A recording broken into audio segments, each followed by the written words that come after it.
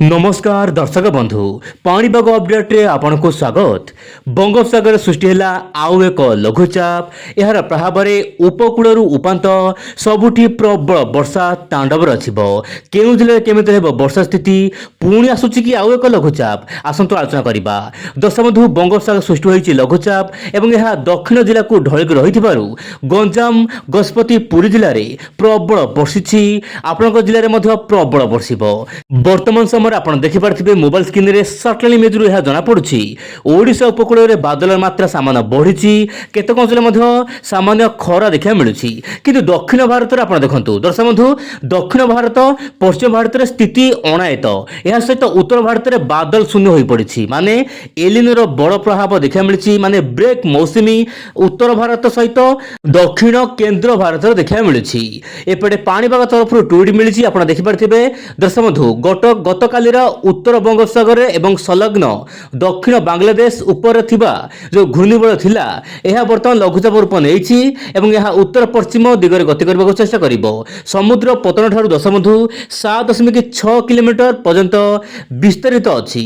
वर्तमान यह सहित दक्षिण पश्चिम दिगक मध्ये ढळि रहिछि। मु जेमिति कहिली दक्षिण पश्चिम दिगक जेहेतु ढळिक रहिछि आपनकर जो रहुछि पुरी एवं जगतसिंहपुर जिल्ला रे रेड अलर्ट रहिछि प्रबल वर्षा पई। आपण देखि पारथिबे जगतसिंहपुर पुरी जिला को रेड अलर्ट रही आगामी 12 घंटा मध्य यह दुई जिले में प्रबल वर्षा रही पारे।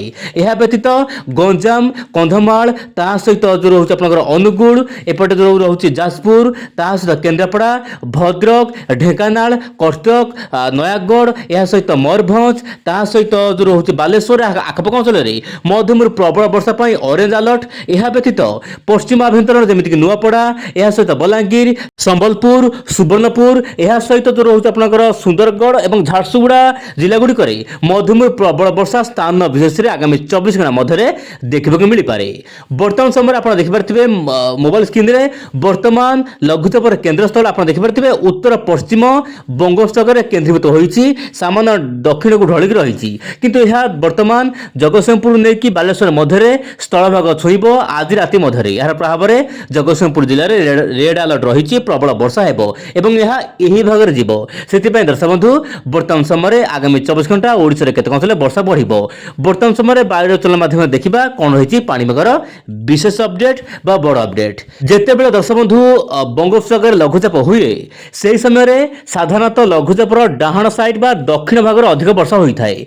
वर्तमान समय जहाँ जनापड़ी आप देखु वर्तमान समय उत्तर पश्चिम दिगरे लघुचाप रही यह धीरे धीरे पश्चिम उत्तर पश्चिम दिगक जीव जहाँ प्रभाव में भुवनेश्वर समेत कटक केतक अंचल में मध्यम प्रबल वर्षा रही पारे किंतु दिहिपर समय खरा अनुभूत हो पारे।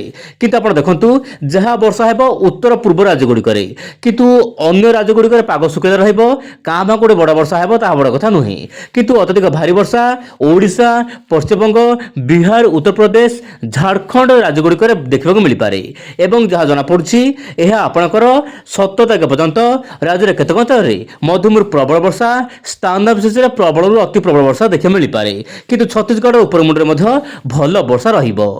बड़ खबर रोचे 24 रु नहीं 26 तारीख मध्य आउ एक लघुचाप हो पारे ओइंड ओडा चैनल माध्यम कहवाक चाहिए दर्शक बंधु आप देखिपे ECM W model AI model कहूँ पुणी एक लघुचाप सृष्टि हो पारे प्राय 25 तारीख पाखापाखि 22 तारीख घूर्णिबल हम 25 तारीख पाखापाखि लघुचाप सेम जगह उत्तर पश्चिम भाग में सृष्टि हो पारे किंतु बर्तमान कहवा बड़ मुस्किल हम केमिति रहबो स्थिति किंतु जहाँ जनापड़ी ओडिशा सहित उत्तर पूर्व राज्य गुड़िक भल वर्षा हो किंतु नियंटिया वर्षा दक्षिण भारत उत्तर भारत में जारी रही जहाँ वर्तमान समय अपडेट रु जना पड़ी। प्रतिदिन पाणीपाग खबर देखंतु ओइंड ओडा चैनल को एबे ही सब्सक्राइब करंतु। आज पुणी देखा काली आउ नुआ अपडेट रे। नमस्कार जय जगन्नाथ दर्शक बंधु।